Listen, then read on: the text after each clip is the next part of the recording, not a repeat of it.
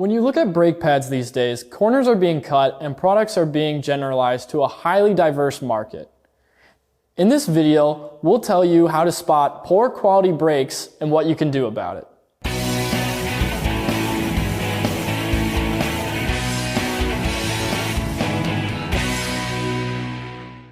When we talk about brake pads, the good enough mentality means stopping a reasonable distance at normal driving speeds and lasts for 10,000 miles.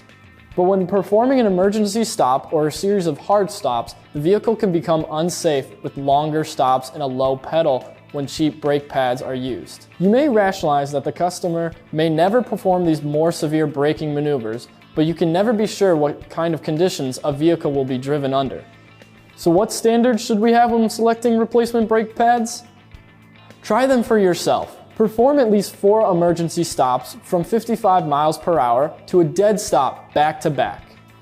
A series of hard stops will simulate the punishment a pad might have on a major metropolitan freeway during extreme stop-and-go traffic.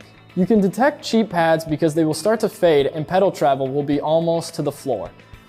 Also, cheap brake pads will start to smell worse than the average burnt clutch. Some cheap pads might have a very pungent aroma due to the use of cheap glues and fillers.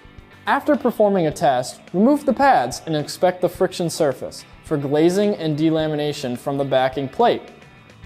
Also look at the coating or paint of the brake pads. Often the best looking brake pads will not look the same after 4 stops from 55 miles per hour. A high quality brake pad will have a coating or plating on the backing plate that will stand up to a heat of 4 hard stops with little change in appearance. Identifying cheap brake pads can mean the difference between getting in an accident or not. The best way to do so is to investigate and test brake pads to understand the quality. I'm Brian Coote, coming to you from the Tire Review Continental Tire Garage Studio.